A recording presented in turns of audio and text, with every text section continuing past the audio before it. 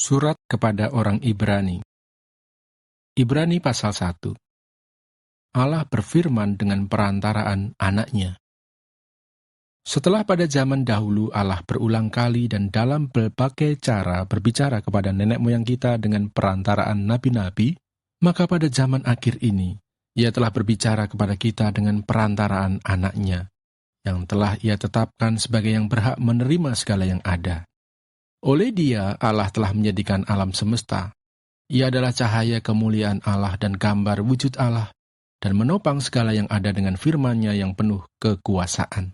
Dan setelah Ia selesai mengadakan penyucian dosa, Ia duduk di sebelah kanan yang maha besar, di tempat yang tinggi, jauh lebih tinggi daripada malaikat-malaikat, sama seperti nama yang dikaruniakan kepadanya, jauh lebih indah daripada nama mereka. Anak Allah lebih tinggi daripada malaikat-malaikat. Karena kepada siapakah di antara malaikat-malaikat itu pernah Ia katakan, "Anakku engkau telah kuperanakkan pada hari ini, dan aku akan menjadi bapanya, dan ia akan menjadi anakku." Dan ketika Ia membawa pula anaknya yang sulung ke dunia, Ia berkata, "Semua malaikat Allah harus menyembah Dia." Dan tentang malaikat-malaikat Ia berkata, yang membuat malaikat-malaikatnya menjadi badai dan pelayan-pelayannya menjadi nyala api. Tetapi tentang anak, Ia berkata, "Tahtamu, ya Allah, tetap untuk seterusnya dan selamanya, dan tongkat kerajaanmu adalah tongkat kebenaran. Engkau mencintai keadilan dan membenci kefasikan. Sebab itu Allahmu telah mengurapi engkau dengan minyak sebagai tanda kesukaan, melebihi teman-teman sekutumu. Dan pada mulanya, ya Tuhan, Engkau telah meletakkan dasar bumi, dan langit adalah buatan tanganmu. Semuanya itu akan binasa, tetapi Engkau tetap ada, dan semuanya itu akan menjadi usang seperti pakaian. Seperti jubah akan Engkau gulungkan mereka, dan seperti persalinan mereka akan diubah. Tetapi Engkau tetap sama, dan tahun-tahunmu tidak berkesudahan. Dan kepada siapakah di antara malaikat-malaikat itu pernah Ia berkata, "Duduklah di sebelah kananku, sampai kubuat musuh-musuhmu menjadi tumpuan kakimu." Bukankah mereka semua adalah roh-roh yang melayani, yang diutus untuk melayani mereka yang harus memperoleh keselamatan? Ibrani pasal 2. Keselamatan yang besar. Karena itu harus lebih teliti kita memperhatikan apa yang telah kita dengar, supaya kita jangan hanyut di bawah arus.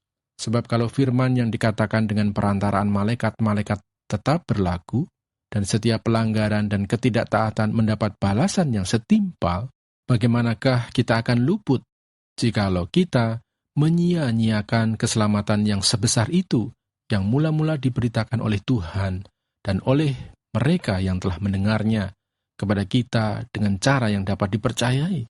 Sedangkan Allah meneguhkan kesaksian mereka oleh tanda-tanda dan mujizat-mujizat dan oleh berbagai-bagai penyataan kekuasaan dan karunia Roh Kudus yang dibagi-bagikannya menurut kehendaknya. Yesus seketika lebih rendah daripada malaikat-malaikat. Sebab bukan kepada malaikat-malaikat telah Ia taklukkan dunia yang akan datang yang kita bicarakan ini. Ada orang yang pernah memberi kesaksian di dalam suatu nas, katanya, "Apakah manusia sehingga engkau mengingatnya, atau anak manusia sehingga engkau mengindahkannya?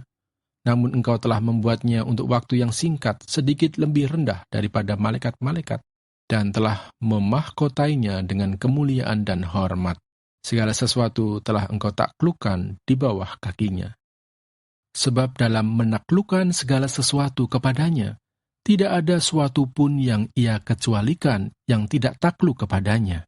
Tetapi sekarang ini belum kita lihat bahwa segala sesuatu telah ditaklukkan kepadanya. Tetapi Dia yang untuk waktu yang singkat dibuat sedikit lebih rendah daripada malaikat-malaikat, yaitu Yesus, kita lihat, yang oleh karena penderitaan maut, dimahkotai dengan kemuliaan dan hormat, supaya oleh kasih karunia Allah, Ia mengalami maut bagi semua manusia.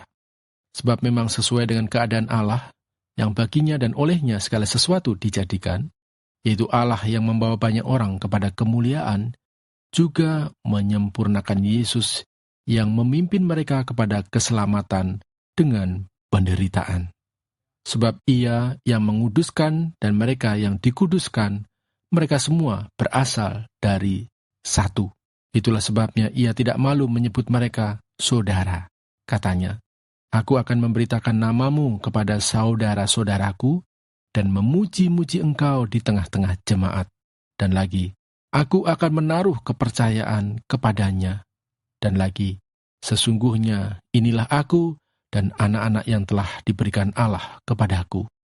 Karena anak-anak itu adalah anak-anak dari darah dan daging, maka ia juga menjadi sama dengan mereka dan mendapat bagian dalam keadaan mereka, supaya oleh kematiannya ia memusnahkan dia, yaitu iblis yang berkuasa atas maut, dan supaya dengan jalan demikian ia membebaskan mereka yang seumur hidupnya berada dalam perhambaan oleh karena takutnya kepada maut. Sebab sesungguhnya bukan malaikat-malaikat yang ia kasihani, tetapi keturunan Abraham yang ia kasihani. Itulah sebabnya, maka dalam segala hal ia harus disamakan dengan saudara-saudaranya, supaya ia menjadi imam besar yang menaruh belas kasihan dan yang setia kepada Allah untuk mendamaikan dosa seluruh bangsa. Sebab oleh karena ia sendiri telah menderita karena pencobaan, maka ia dapat menolong mereka yang dicobai.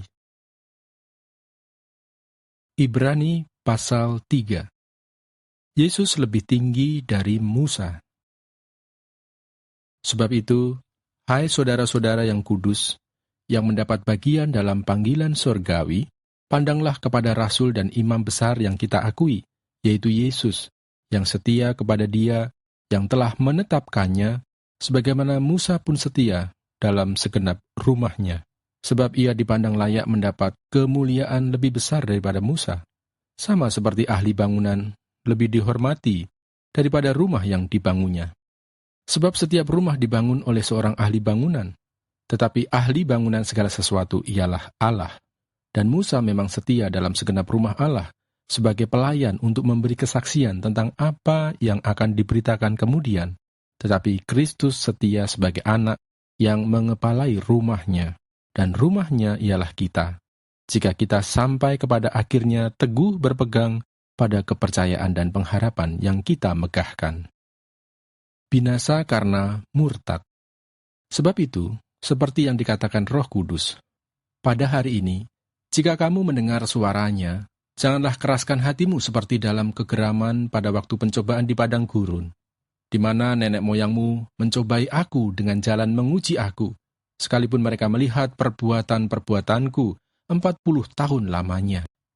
Itulah sebabnya aku murka kepada angkatan itu dan berkata, selalu mereka sesat hati, dan mereka tidak mengenal jalanku. Sehingga aku bersumpah dalam murkaku, mereka tak akan masuk ke tempat perhentianku.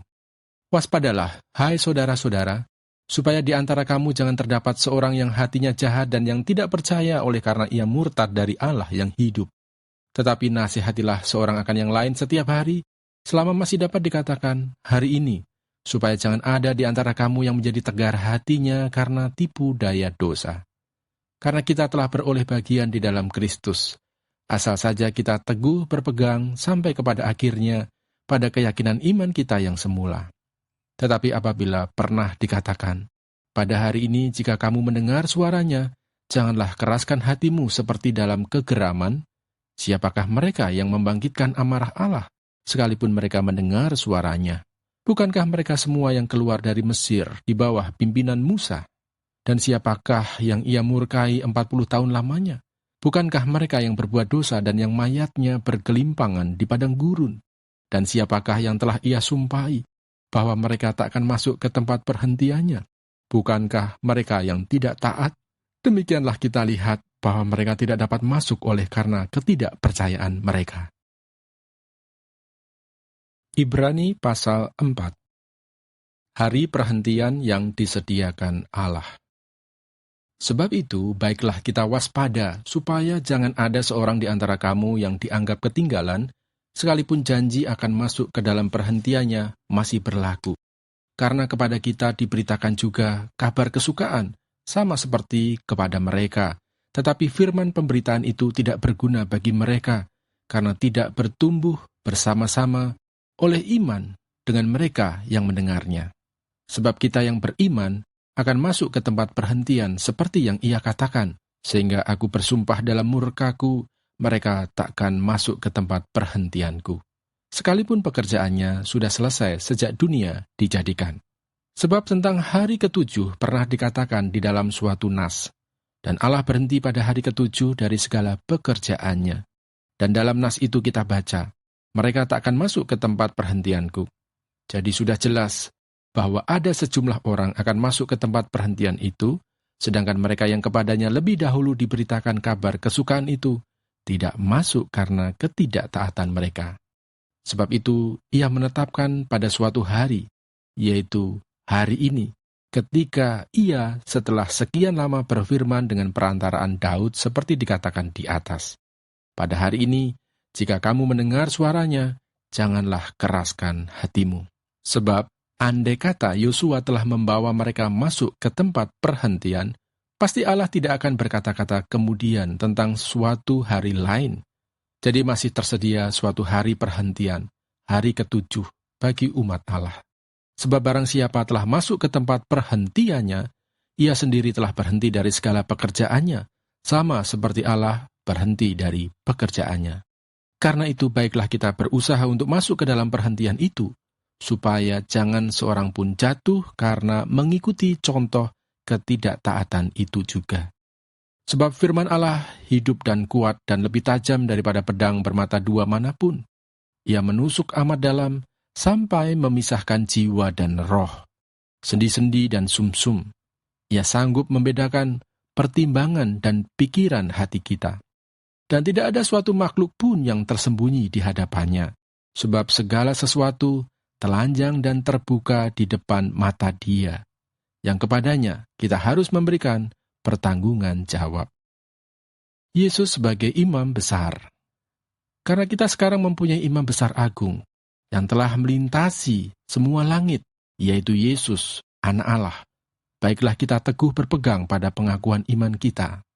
Sebab imam besar yang kita punya, bukanlah imam besar yang tidak dapat turut merasakan kelemahan-kelemahan kita. Sebaliknya sama dengan kita, ia telah dicobai, hanya tidak berbuat dosa. Sebab itu, marilah kita dengan penuh keberanian menghampiri tahta kasih karunia, supaya kita menerima rahmat dan menemukan kasih karunia untuk mendapat pertolongan kita pada waktunya. Ibrani pasal 5. Sebab setiap imam besar yang dipilih dari antara manusia, ditetapkan bagi manusia dalam hubungan mereka dengan Allah, supaya ia mempersembahkan persembahan dan korban karena dosa. Ia harus dapat mengerti orang-orang yang jahil dan orang-orang yang sesat, karena ia sendiri penuh dengan kelemahan, yang mengharuskannya untuk mempersembahkan korban karena dosa, bukan saja bagi umat, tetapi juga bagi dirinya sendiri. Dan tidak seorang pun yang mengambil kehormatan itu bagi dirinya sendiri, tetapi dipanggil untuk itu oleh Allah, seperti yang telah terjadi dengan Harun. Demikian pula Kristus tidak memuliakan dirinya sendiri dengan menjadi imam besar, tetapi dimuliakan oleh Dia yang berfirman kepadanya, "Anakku, engkau telah kuperanakkan pada hari ini."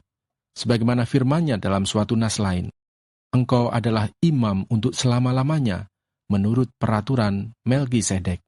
Dalam hidupnya sebagai manusia, ia telah mempersembahkan doa dan permohonan dengan ratap tangis dan keluhan kepada Dia yang sanggup menyelamatkannya dari maut, dan karena kesalehannya, ia telah didengarkan. Dan sekalipun ia adalah anak, ia telah belajar menjadi taat dari apa yang telah dideritanya. Dan sesudah ia mencapai kesempurnaannya, ia menjadi pokok keselamatan yang abadi bagi semua orang yang taat kepadanya. Dan ia dipanggil menjadi imam besar oleh Allah menurut peraturan Melkisedek. Peringatan supaya jangan murtad. Tentang hal itu banyak yang harus kami katakan, tetapi yang sukar untuk dijelaskan, karena kamu telah lamban dalam hal mendengarkan. Sebab sekalipun kamu ditinjau dari sudut waktu, sudah seharusnya menjadi pengajar, kamu masih perlu lagi diajarkan asas-asas pokok dari penyataan Allah. Dan kamu masih memerlukan susu, bukan makanan keras. Sebab barang siapa masih memerlukan susu, ia tidak memahami ajaran tentang kebenaran, sebab ia adalah anak kecil. Tetapi makanan keras adalah untuk orang-orang dewasa yang karena mempunyai panca indera yang terlatih untuk membedakan yang baik daripada yang jahat. Ibrani pasal 6. Sebab itu marilah kita tinggalkan asas-asas pertama dari ajaran tentang Kristus dan beralih kepada perkembangannya yang penuh. Janganlah kita meletakkannya lagi dasar pertobatan dari perbuatan-perbuatan yang sia-sia dan dasar kepercayaan kepada Allah, yaitu ajaran tentang pelbagai pembaptisan, penumpangan tangan, kebangkitan orang-orang mati, dan hukuman kekal. Dan itulah yang akan kita perbuat jika Allah mengizinkannya. Sebab mereka yang pernah diterangi hatinya, yang pernah mengecap karunia surgawi, dan yang pernah mendapat bagian dalam Roh Kudus, dan yang mengecap firman yang baik dari Allah dan karunia-karunia dunia yang akan datang, namun yang murtad lagi, tidak mungkin dibaharui sekali lagi sedemikian, hingga mereka bertobat, sebab mereka menyalibkan lagi anak Allah bagi diri mereka, dan menghinanya di muka umum. Sebab tanah yang menghisap air hujan yang sering turun ke atasnya, dan yang menghasilkan tumbuh-tumbuhan yang berguna bagi mereka yang mengerjakannya, menerima berkat dari Allah. Tetapi jikalau tanah itu menghasilkan semak duri dan rumput duri, tidaklah ia berguna dan sudah dekat pada kutuk yang berakhir dengan pembakaran. Berpegang teguh pada pengharapan. Tetapi, hai saudara-saudaraku yang kekasih, sekalipun kami berkata demikian tentang kamu, kami yakin bahwa kamu memiliki sesuatu yang lebih baik, yang mengandung keselamatan. Sebab Allah bukan tidak adil, sehingga ia lupa akan pekerjaanmu dan kasihmu yang kamu tunjukkan terhadap namanya oleh pelayanan kamu kepada orang-orang kudus, yang masih kamu lakukan sampai sekarang. Tetapi kami ingin supaya kamu masing-masing menunjukkan kesungguhan yang sama untuk menjadikan pengharapanmu suatu milik yang pasti, sampai pada akhirnya, agar kamu jangan menjadi lamban, tetapi menjadi penurut-penurut mereka yang oleh iman dan kesabaran mendapat bagian dalam apa yang dijanjikan Allah. Sebab ketika Allah memberikan janjinya kepada Abraham, ia bersumpah demi dirinya sendiri, karena tidak ada orang yang lebih tinggi daripadanya. Katanya, sesungguhnya aku akan memberkati engkau berlimpah-limpah, dan akan membuat engkau sangat banyak. Abraham menanti dengan sabar, dan dengan demikian, ia memperoleh apa yang dijanjikan kepadanya. Sebab manusia bersumpah demi orang yang lebih tinggi, dan sumpah itu menjadi suatu pengokohan baginya yang mengakhiri segala bantahan. Karena itu, untuk lebih meyakinkan mereka yang berhak menerima janji itu akan kepastian putusannya, Allah telah mengikat dirinya dengan sumpah, supaya oleh dua kenyataan yang tidak berubah-ubah, tentang mana Allah tidak mungkin berdusta, kita yang mencari perlindungan, beroleh dorongan yang kuat untuk menjangkau pengharapan yang terletak di depan kita. Pengharapan itu adalah sauh yang kuat dan aman bagi jiwa kita, yang telah dilabuhkan sampai ke belakang tabir, di mana Yesus telah masuk sebagai perintis bagi kita, ketika ia, menurut peraturan Melkisedek, menjadi imam besar sampai selama-lamanya. Ibrani pasal 7. Kristus dan Melkisedek. Sebab Melkisedek adalah Raja Salem, dan imam Allah yang maha tinggi. Ia pergi menyongsong Abraham ketika Abraham kembali dari mengalahkan raja-raja dan memberkati dia. Kepadanya pun Abraham memberikan 1/10 dari semuanya. Menurut arti nama Melkisedek adalah pertama-tama Raja Kebenaran dan juga Raja Salem, yaitu Raja Damai Sejahtera. Ia tidak berbapa, tidak beribu, tidak bersilsilah, harinya tidak berawal dan hidupnya tidak berkesudahan. Dan karena ia dijadikan sama dengan anak Allah, ia tetap menjadi imam sampai selama-lamanya. Camkanlah betapa besarnya orang itu, yang kepadanya Abraham, bapa leluhur kita, memberikan 1/10 dari segala rampasan yang paling baik. Dan mereka dari anak-anak Lewi, yang menerima jabatan imam, mendapat tugas menurut hukum Taurat, untuk memungut persepuluhan dari umat Israel, yaitu dari saudara-saudara mereka, sekalipun mereka ini juga adalah keturunan Abraham. Tetapi Melkisedek, yang bukan keturunan mereka, memungut persepuluhan dari Abraham dan memberkati dia, walaupun ia adalah pemilik janji. Memang tidak dapat disangkal bahwa yang lebih rendah diberkati oleh yang lebih tinggi. Dan di sini, manusia-manusia fana menerima persepuluhan, dan di sana ia yang tentang dia diberi kesaksian bahwa ia hidup. Maka dapatlah dikatakan bahwa dengan perantaraan Abraham dipungut juga persepuluhan dari Lewi yang berhak menerima persepuluhan, sebab ia masih berada dalam tubuh bapa leluhurnya ketika Melkisedek menyongsong bapa leluhurnya itu. Kristus adalah imam yang lebih tinggi daripada Harun.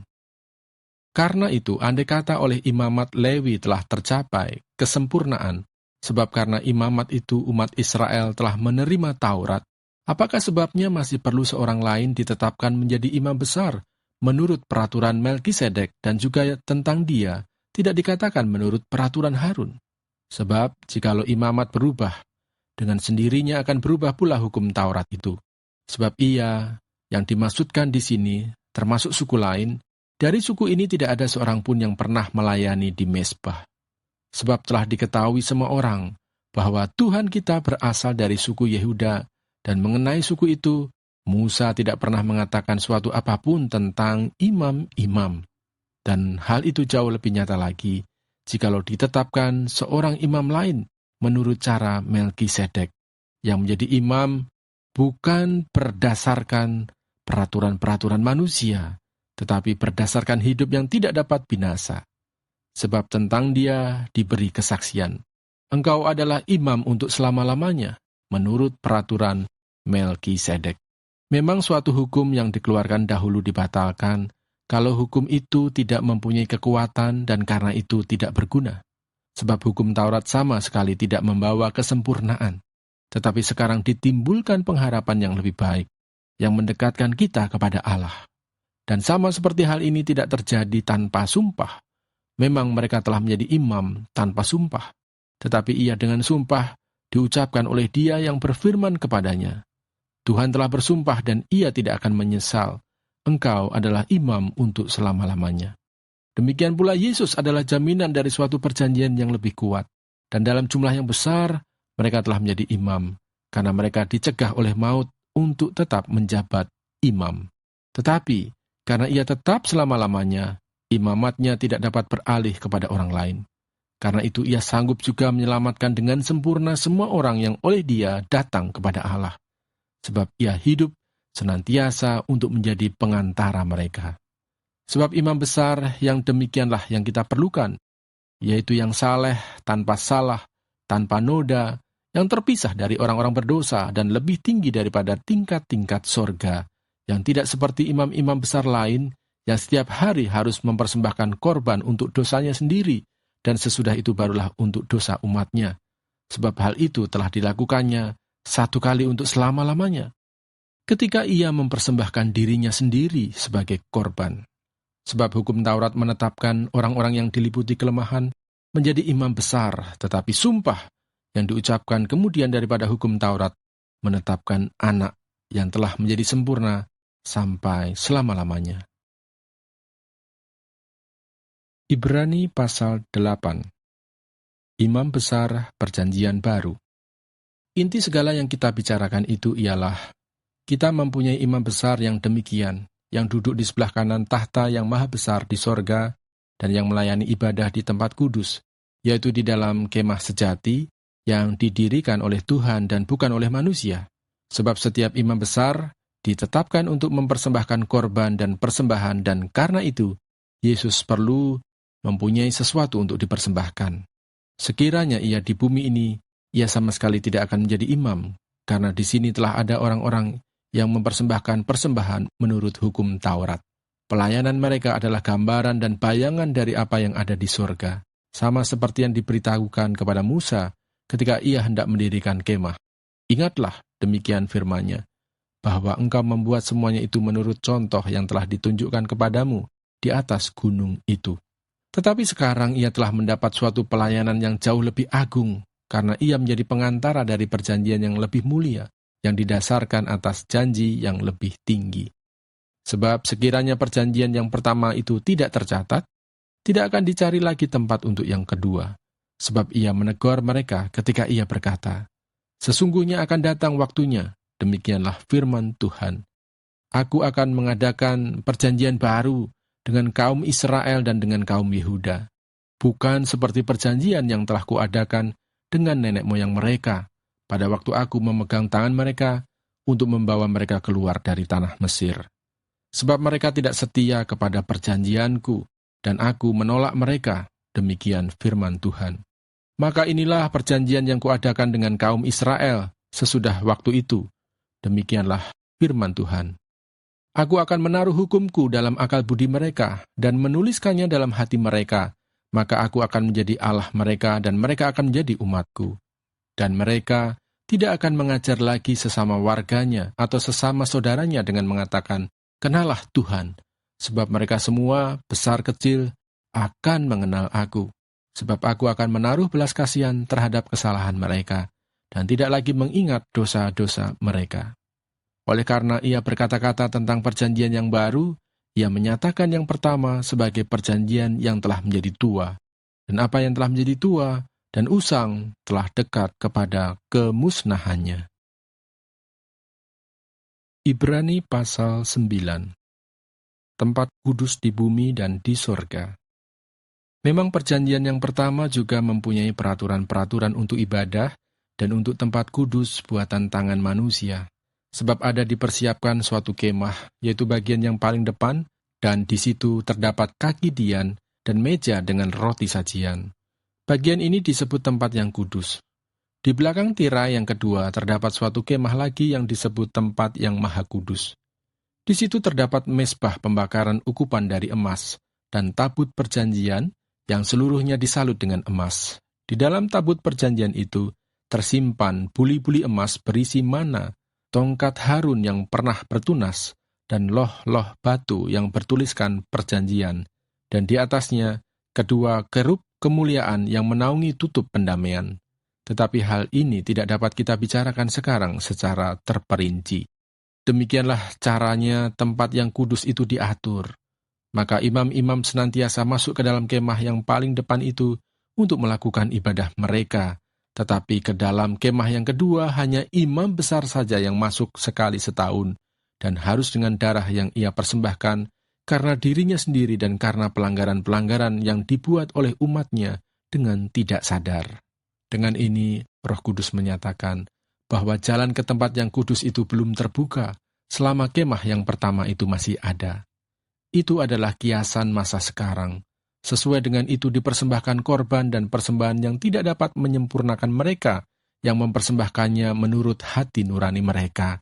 Karena semuanya itu, di samping makanan, minuman, dan berbagai macam pembasuhan, hanyalah peraturan-peraturan untuk hidup insani yang hanya berlaku sampai tibanya waktu pembaharuan.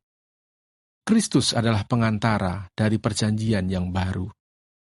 Tetapi Kristus telah datang sebagai imam besar untuk hal-hal yang baik yang akan datang. Ia telah melintasi kemah yang lebih besar dan yang lebih sempurna, yang bukan dibuat oleh tangan manusia. Artinya yang tidak termasuk ciptaan ini. Dan ia telah masuk satu kali untuk selama-lamanya ke dalam tempat yang kudus, bukan dengan membawa darah domba jantan dan darah anak lembu, tetapi dengan membawa darahnya sendiri. Dan dengan itu ia telah mendapat kelepasan yang kekal. Sebab, jika darah domba jantan dan darah lembu jantan dan percikan abu lembu muda menguduskan mereka yang najis, sehingga mereka disucikan secara lahiriah, betapa lebihnya darah Kristus, yang oleh roh yang kekal, telah mempersembahkan dirinya sendiri kepada Allah sebagai persembahan yang tak bercacat, akan menyucikan hati nurani kita dari perbuatan-perbuatan yang sia-sia, supaya kita dapat beribadah kepada Allah yang hidup. Karena itu ia adalah pengantara dari suatu perjanjian yang baru, supaya mereka yang telah terpanggil dapat menerima bagian kekal yang dijanjikan, sebab ia telah mati untuk menebus pelanggaran-pelanggaran yang telah dilakukan selama perjanjian yang pertama. Sebab di mana ada wasiat, di situ harus diberitahukan tentang kematian pembuat wasiat itu.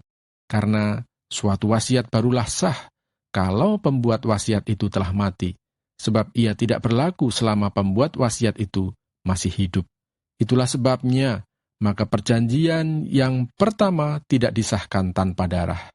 Sebab sesudah Musa memberitahukan semua perintah hukum Taurat kepada seluruh umat, ia mengambil darah anak lembu dan darah domba jantan serta air dan bulu merah dan hisop, lalu memerciki kitab itu sendiri dan seluruh umat, sambil berkata, "Inilah darah perjanjian yang ditetapkan Allah bagi kamu." Dan juga kemah dan semua alat untuk ibadah dipercikinya secara demikian dengan darah.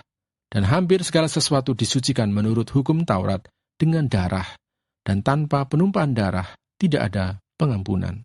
Jadi segala sesuatu yang melambangkan apa yang ada di sorga haruslah ditahirkan secara demikian.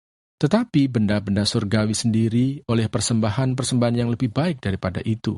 Sebab Kristus bukan masuk ke dalam tempat kudus buatan tangan manusia, yang hanya merupakan gambaran saja dari yang sebenarnya, tetapi ke dalam sorga sendiri untuk menghadap hadirat Allah guna kepentingan kita. Dan ia bukan masuk untuk berulang-ulang mempersembahkan dirinya sendiri, sebagaimana imam besar setiap tahun masuk ke dalam tempat kudus dengan darah yang bukan darahnya sendiri. Sebab jika demikian, ia harus berulang-ulang menderita sejak dunia ini dijadikan. Tetapi sekarang ia hanya satu kali saja menyatakan dirinya pada zaman akhir untuk menghapuskan dosa oleh korbannya. Dan sama seperti manusia ditetapkan untuk mati hanya satu kali saja, dan sesudah itu dihakimi, demikian pula Kristus hanya satu kali saja mengorbankan dirinya untuk menanggung dosa banyak orang. Sesudah itu ia akan menyatakan dirinya sekali lagi tanpa menanggung dosa untuk menganugerahkan keselamatan kepada mereka yang menantikan Dia. Pasal 10. Persembahan yang sempurna. Di dalam hukum Taurat hanya terdapat bayangan saja dari keselamatan yang akan datang, dan bukan hakikat dari keselamatan itu sendiri. Karena itu dengan korban yang sama, yang setiap tahun terus-menerus dipersembahkan, hukum Taurat tidak mungkin menyempurnakan mereka yang datang mengambil bagian di dalamnya. Sebab jika hal itu mungkin, pasti orang tidak mempersembahkan korban lagi. Sebab mereka yang melakukan ibadah itu tidak sadar lagi akan dosa setelah disucikan sekali untuk selama-lamanya. Tetapi justru oleh korban-korban itu setiap tahun orang diperingatkan akan adanya dosa. Sebab tidak mungkin darah lembu jantan atau darah domba jantan menghapuskan dosa. Karena itu ketika ia masuk ke dunia, ia berkata, "Korban dan persembahan tidak engkau kehendaki, tetapi engkau telah menyediakan tubuh bagiku. Kepada korban bakaran dan korban penghapus dosa, engkau tidak berkenan." Lalu aku berkata, "Sungguh, aku datang. Dalam gulungan kitab ada tertulis tentang aku, untuk melakukan kehendak-Mu, ya Allahku." Di atas ia berkata, "Korban dan persembahan, korban bakaran dan korban penghapus dosa, tidak engkau kehendaki, dan engkau tidak berkenan kepadanya, meskipun dipersembahkan menurut hukum Taurat." Dan kemudian katanya, "Sungguh aku datang untuk melakukan kehendak-Mu." Yang pertama ia hapuskan supaya menegakkan yang kedua. Dan karena kehendaknya inilah kita telah dikuduskan satu kali untuk selama-lamanya oleh persembahan tubuh Yesus Kristus. Selanjutnya setiap imam melakukan tiap-tiap hari pelayanannya dan berulang-ulang mempersembahkan korban yang sama sekali tidak dapat menghapuskan dosa. Tetapi ia, setelah mempersembahkan hanya satu korban saja karena dosa, ia duduk untuk selama-lamanya di sebelah kanan Allah. Dan sekarang, ia hanya menantikan saatnya di mana musuh-musuhnya akan dijadikan tumpuan kakinya. Sebab oleh satu korban saja ia telah menyempurnakan untuk selama-lamanya mereka yang ia kuduskan. Dan tentang hal itu, Roh Kudus juga memberi kesaksian kepada kita. Sebab setelah ia berfirman, "Inilah perjanjian yang akan kuadakan dengan mereka." Sesudah waktu itu, ia berfirman pula, "Aku akan menaruh hukumku di dalam hati mereka, dan menuliskannya dalam akal budi mereka, dan aku tidak lagi mengingat dosa-dosa dan kesalahan mereka." Jadi, apabila untuk semuanya itu ada pengampunan, tidak perlu lagi dipersembahkan korban karena dosa. Ketekunan. Jadi, saudara-saudara, oleh darah Yesus kita sekarang penuh keberanian dapat masuk ke dalam tempat kudus, karena ia telah membukakan jalan yang baru dan yang hidup bagi kita melalui tabir, yaitu dirinya sendiri, dan kita mempunyai seorang imam besar sebagai kepala rumah Allah. Karena itu marilah kita menghadap Allah dengan hati yang tulus ikhlas dan keyakinan iman yang teguh. Oleh karena hati kita telah dibersihkan dari hati nurani yang jahat dan tubuh kita telah dibasuh dengan air yang murni. Marilah kita teguh berpegang pada pengakuan tentang pengharapan kita, sebab Ia yang menjanjikannya setia. Dan marilah kita saling memperhatikan, supaya kita saling mendorong dalam kasih dan dalam pekerjaan baik. Janganlah kita menjauhkan diri dari pertemuan-pertemuan ibadah kita, seperti dibiasakan oleh beberapa orang. Tetapi marilah kita saling menasihati dan semakin giat melakukannya menjelang hari Tuhan yang mendekat. Sebab jika kita sengaja berbuat dosa, sesudah memperoleh pengetahuan tentang kebenaran, maka tidak ada lagi korban untuk menghapus dosa itu. Tetapi yang ada ialah kematian yang mengerikan akan penghakiman, dan api yang dahsyat yang akan menghanguskan semua orang durhaka. Jika ada orang yang menolak hukum Musa, ia dihukum mati tanpa belas kasihan atas keterangan 2 atau 3 orang saksi. Betapa lebih beratnya hukuman yang harus dijatuhkan atas dia yang menginjak-injak anak Allah, yang menganggap najis darah perjanjian yang menguduskannya, dan yang menghina roh kasih karunia, sebab kita mengenal Dia yang berkata, "Pembalasan adalah hakku, akulah yang akan menuntut pembalasan." Dan lagi, Tuhan akan menghakimi umatnya. Ngeri benar kalau jatuh ke dalam tangan Allah yang hidup. Ingatlah akan masa lalu. Sesudah kamu menerima terang, kamu banyak menderita oleh karena kamu bertahan dalam perjuangan yang berat. Baik waktu kamu dijadikan tontonan oleh cercaan dan penderitaan, maupun waktu kamu mengambil bagian dalam penderitaan mereka yang diperlakukan sedemikian. Memang kamu telah turut mengambil bagian dalam penderitaan orang-orang hukuman, dan ketika harta kamu dirampas, kamu menerima hal itu dengan sukacita, sebab kamu tahu bahwa kamu memiliki harta yang lebih baik dan yang lebih menetap sifatnya. Sebab itu, janganlah kamu melepaskan kepercayaanmu, karena besar upah yang menantinya. Sebab kamu memerlukan ketekunan, supaya sesudah kamu melakukan kehendak Allah, kamu memperoleh apa yang dijanjikan itu. Sebab sedikit, bahkan sangat sedikit waktu lagi, dan Ia yang akan datang sudah akan ada, tanpa menangguhkan kedatangannya. Tetapi orangku yang benar akan hidup oleh iman, dan apabila ia mengundurkan diri, maka aku tidak berkenan kepadanya. Tetapi kita bukanlah orang-orang yang mengundurkan diri dan binasa, tetapi orang-orang yang percaya dan yang beroleh hidup. Ibrani pasal 11. Saksi-saksi iman. Iman adalah dasar dari segala sesuatu yang kita harapkan, dan bukti dari segala sesuatu yang tidak kita lihat. Sebab oleh imanlah telah diberikan kesaksian kepada nenek moyang kita. Karena iman kita mengerti bahwa alam semesta telah dijadikan oleh firman Allah. Sehingga apa yang kita lihat telah terjadi dari apa yang tidak dapat kita lihat. Karena iman, Habel telah mempersembahkan kepada Allah korban yang lebih baik daripada korban Kain. Dengan jalan itu ia memperoleh kesaksian kepadanya bahwa ia benar. Karena Allah berkenan akan persembahannya itu, dan karena iman ia masih berbicara sesudah ia mati. Karena iman Henokh terangkat, supaya ia tidak mengalami kematian, dan ia tidak ditemukan, karena Allah telah mengangkatnya. Sebab sebelum ia terangkat, ia memperoleh kesaksian bahwa ia berkenan kepada Allah. Tetapi tanpa iman tidak mungkin orang berkenan kepada Allah. Sebab barang siapa berpaling kepada Allah, ia harus percaya bahwa Allah ada, dan bahwa Allah memberi upah kepada orang yang sungguh-sungguh mencari Dia. Karena iman, maka Nuh dengan petunjuk Allah tentang sesuatu yang belum kelihatan, dengan taat mempersiapkan bahtera untuk menyelamatkan keluarganya. Dan karena iman itu ia menghukum dunia, dan ia ditentukan untuk menerima kebenaran sesuai dengan imannya. Karena iman Abraham taat ketika ia dipanggil untuk berangkat ke negeri yang akan diterimanya menjadi milik pusakanya. Lalu ia berangkat dengan tidak mengetahui tempat yang ia tujui.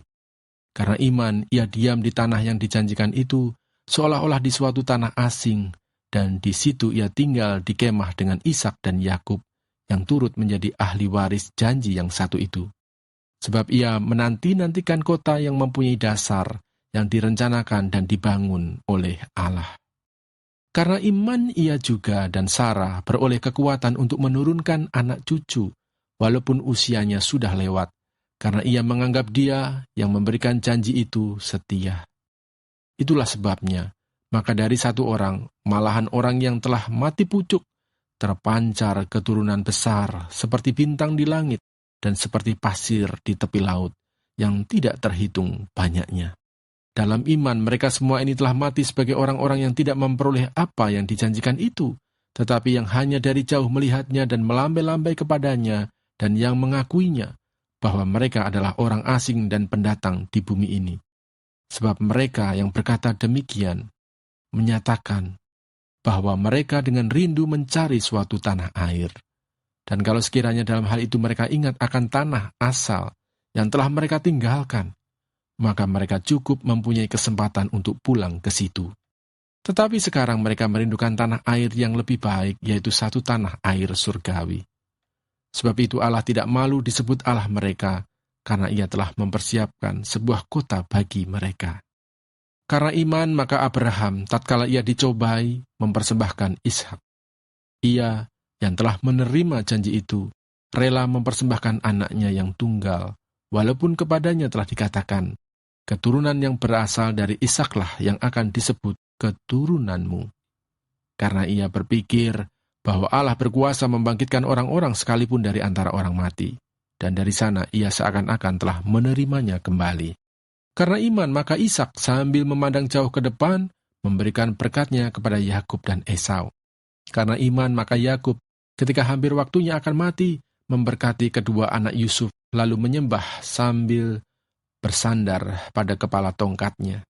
Karena iman, maka Yusuf menjelang matinya memberitakan tentang keluarnya orang-orang Israel dan memberi pesan tentang tulang belulangnya. Karena iman, maka Musa setelah ia lahir disembunyikan selama 3 bulan oleh orang tuanya, karena mereka melihat bahwa anak itu elok rupanya dan mereka tidak takut akan perintah raja. Karena iman, maka Musa setelah dewasa menolak disebut anak putri Fir'aun, karena ia lebih suka menderita sengsara dengan umat Allah daripada untuk sementara menikmati kesenangan dari dosa. Ia menganggap penghinaan karena Kristus sebagai kekayaan yang lebih besar daripada semua harta Mesir, sebab pandangannya ia arahkan kepada upah. Karena iman, maka ia telah meninggalkan Mesir dengan tidak takut akan murka raja. Ia bertahan sama seperti ia melihat apa yang tidak kelihatan. Karena iman, maka ia mengadakan Paskah dan pemercikan darah, supaya pembinasa anak-anak sulung jangan menyentuh mereka. Karena iman, maka mereka telah melintasi Laut Merah, sama seperti melintasi tanah kering, sedangkan orang-orang Mesir tenggelam ketika mereka mencobanya juga. Karena iman, maka runtuhlah tembok-tembok Yeriko setelah kota itu dikelilingi 7 hari lamanya. Karena iman, maka Rahab, perempuan sundal itu, tidak turut binasa, bersama-sama dengan orang-orang durhaka, karena ia telah menyambut pengintai-pengintai itu dengan baik. Dan apakah lagi yang harus aku sebut? Sebab aku akan kekurangan waktu apabila aku hendak menceritakan tentang Gideon, Barak, Simson, Yefta, Daud dan Samuel dan para nabi, yang karena iman telah menaklukkan kerajaan-kerajaan, mengamalkan kebenaran, memperoleh apa yang dijanjikan, menutup mulut singa-singa, memadamkan api yang dahsyat. Mereka telah luput dari mata pedang, telah beroleh kekuatan dalam kelemahan, telah menjadi kuat dalam peperangan, dan telah memukul mundur pasukan-pasukan tentara asing. Ibu-ibu telah menerima kembali orang-orangnya yang telah mati, sebab dibangkitkan. Tetapi orang-orang lain membiarkan dirinya disiksa dan tidak mau menerima pembebasan, supaya mereka beroleh kebangkitan yang lebih baik. Ada pula yang diejek dan didera, bahkan yang dibelenggu dan dipenjarakan. Mereka dilempari, digergaji, dibunuh dengan pedang. Mereka mengembara dengan berpakaian kulit domba dan kulit kambing sambil menderita kekurangan, kesesakan, dan siksaan. Dunia ini tidak layak bagi mereka. Mereka mengembara di padang gurun dan di pegunungan, dalam gua-gua dan celah-celah gunung. Dan mereka semua tidak memperoleh apa yang dijanjikan itu, sekalipun iman mereka telah memberikan kepada mereka suatu kesaksian yang baik. Sebab Allah telah menyediakan sesuatu yang lebih baik bagi kita. Tanpa kita, mereka tidak dapat sampai kepada kesempurnaan. Ibrani pasal 12. Nasihat supaya bertekun dalam iman. Karena kita mempunyai banyak saksi, bagaikan awan yang mengelilingi kita, Marilah kita menanggalkan semua beban dan dosa yang begitu merintangi kita, dan berlomba dengan tekun dalam perlombaan yang diwajibkan bagi kita. Marilah kita melakukannya dengan mata yang tertuju kepada Yesus yang memimpin kita dalam iman, dan yang membawa iman kita itu kepada kesempurnaan. Yang dengan mengabaikan kehinaan, tekun memikul salib, ganti sukacita yang disediakan bagi Dia, yang sekarang duduk di sebelah kanan tahta Allah. Ingatlah selalu akan Dia, yang tekun menanggung bantahan yang sehebat itu terhadap dirinya dari pihak orang-orang berdosa, supaya jangan kamu menjadi lemah dan putus asa. Dalam pergumulan kamu melawan dosa kamu belum sampai mencucurkan darah, dan sudah lupakah kamu akan nasihat yang berbicara kepada kamu seperti kepada anak-anak? Hai anakku, janganlah anggap enteng didikan Tuhan, dan janganlah putus asa apabila engkau diperingatkannya. Karena Tuhan menghajar orang yang dikasihinya, dan Ia menyesah orang yang diakuinya sebagai anak. Jika kamu harus menanggung ganjaran, Allah memperlakukan kamu seperti anak. Di manakah terdapat anak yang tidak dihajar oleh ayahnya? Tetapi jikalau kamu bebas dari ganjaran yang harus diderita setiap orang, maka kamu bukanlah anak, tetapi anak-anak gampang.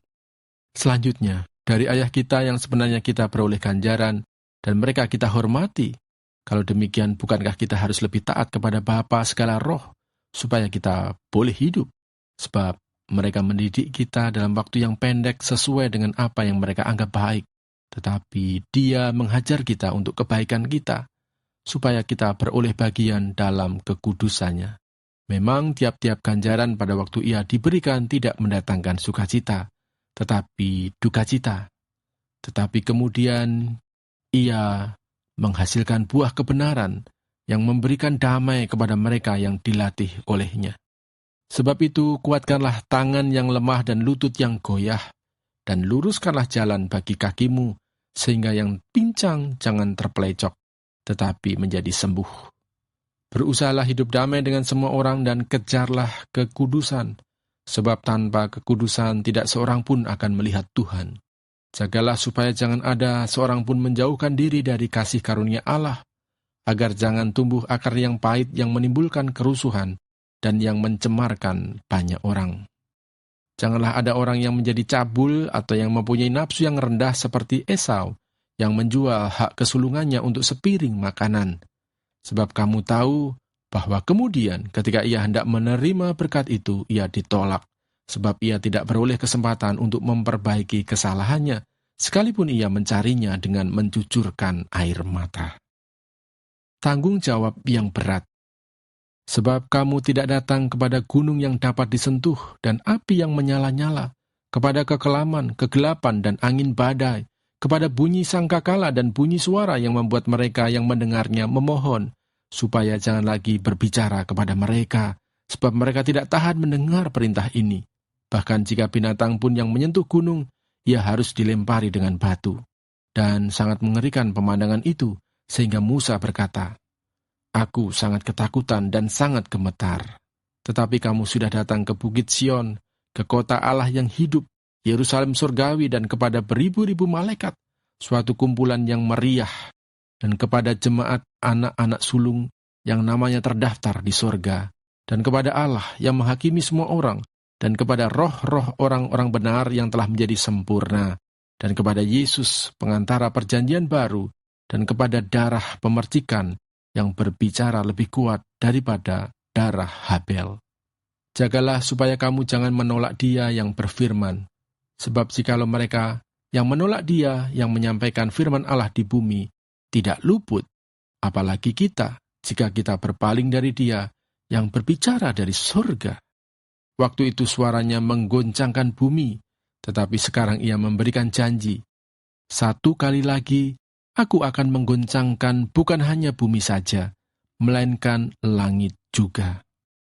Ungkapan "satu kali lagi" menunjuk kepada perubahan pada apa yang dapat digoncangkan, karena ia dijadikan supaya tinggal tetap apa yang tidak tergoncangkan.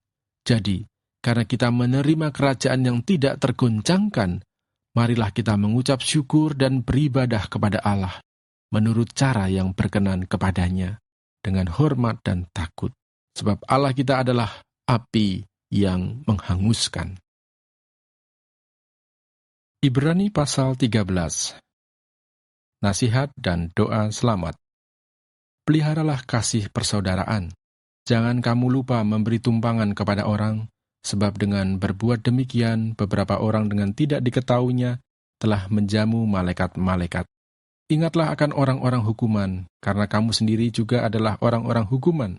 Dan ingatlah akan orang-orang yang diperlakukan sewenang-wenang, karena kamu sendiri juga masih hidup di dunia ini. Hendaklah kamu semua penuh hormat terhadap perkawinan, dan janganlah kamu mencemarkan tempat tidur, sebab orang-orang sundal dan bezinah akan dihakimi Allah. Janganlah kamu menjadi hamba uang, dan cukupkanlah dirimu dengan apa yang ada padamu. Karena Allah telah berfirman, Aku sekali-kali tidak akan membiarkan engkau, dan aku sekali-kali tidak akan meninggalkan engkau. Sebab itu dengan yakin kita dapat berkata, Tuhan adalah penolongku, aku tidak akan takut. Apakah yang dapat dilakukan manusia terhadap aku? Ingatlah akan pemimpin-pemimpin kamu yang telah menyampaikan firman Allah kepadamu. Perhatikanlah akhir hidup mereka dan contohlah iman mereka. Yesus Kristus tetap sama, baik kemarin maupun hari ini dan sampai selama-lamanya. Janganlah kamu disesatkan oleh berbagai-bagai ajaran asing, sebab yang baik ialah bahwa hati kamu diperkuat dengan kasih karunia, dan bukan dengan berbagai makanan yang tidak memberi faedah kepada mereka yang menuruti aturan-aturan makanan macam itu. Kita mempunyai suatu mezbah dan orang-orang yang melayani kemah tidak boleh makan dari apa yang di dalamnya. Karena tubuh binatang-binatang yang darahnya dibawa masuk ke tempat kudus oleh imam besar sebagai korban penghapus dosa, dibakar di luar perkemahan. Itu jugalah sebabnya Yesus telah menderita di luar pintu gerbang untuk menguduskan umatnya dengan darahnya sendiri. Karena itu marilah kita pergi kepadanya di luar perkemahan dan menanggung kehinaannya. Sebab di sini kita tidak mempunyai tempat tinggal yang tetap. Kita mencari kota yang akan datang. Sebab itu marilah kita oleh Dia senantiasa mempersembahkan korban syukur kepada Allah, yaitu ucapan bibir yang memuliakan namanya. Dan janganlah kamu lupa berbuat baik dan memberi bantuan, sebab korban-korban yang demikianlah yang berkenan kepada Allah. Taatilah pemimpin-pemimpinmu, dan tunduklah kepada mereka, sebab mereka berjaga-jaga atas jiwamu, sebagai orang-orang yang harus bertanggung jawab atasnya. Dengan jalan itu, mereka akan melakukannya dengan gembira, bukan dengan keluh kesah. Sebab hal itu tidak akan membawa keuntungan bagimu. Berdoalah terus untuk kami, sebab kami yakin bahwa hati nurani kami adalah baik, karena di dalam segala hal kami menginginkan suatu hidup yang baik. Dan secara khusus aku menasihatkan kamu, agar kamu melakukannya, supaya aku lebih lekas dikembalikan kepada kamu. Maka Allah damai sejahtera yang oleh darah perjanjian yang kekal, telah membawa kembali dari antara orang mati, Gembala Agung, segala domba, yaitu Yesus, Tuhan kita, kiranya memperlengkapi kamu dengan segala yang baik untuk melakukan kehendak-Nya dan mengerjakan di dalam kita apa yang berkenan kepadanya oleh Yesus Kristus. Bagi Dialah kemuliaan sampai selama-lamanya. Amin. Dan aku menasihatkan kamu, saudara-saudara, supaya kata-kata nasihat ini kamu sambut dengan rela hati, sekalipun pendek saja suratku ini kepada kamu. Ketahuilah bahwa Timotius, saudara kita, telah berangkat. Segera sesudah ia datang, aku akan mengunjungi kamu bersama-sama dengan dia. Sampaikanlah salam kepada semua pemimpin kamu dan semua orang kudus. Terimalah salam dari saudara-saudara di Italia. Kasih karunia menyertai kamu sekalian.